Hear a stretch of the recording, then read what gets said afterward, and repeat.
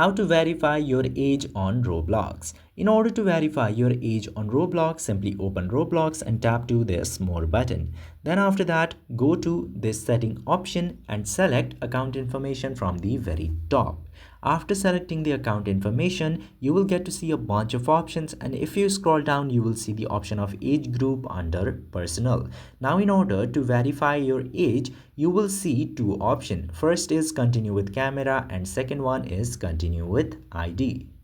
You can choose either of these options. If you choose continue with camera, you need to provide pictures of yours. Roblox will verify your age on the basis of the pictures that you have provided. And if you continue with the ID, you need to provide government issued IDs such as passport, license, or nationality in order to verify your age in Roblox. Now, I suggest you to go with continue with camera, but you can do any of these suitable options. You can freely do that. So this is how you can very easily verify your age on Roblox. If this video was helpful to you, don't forget to hit that subscribe button.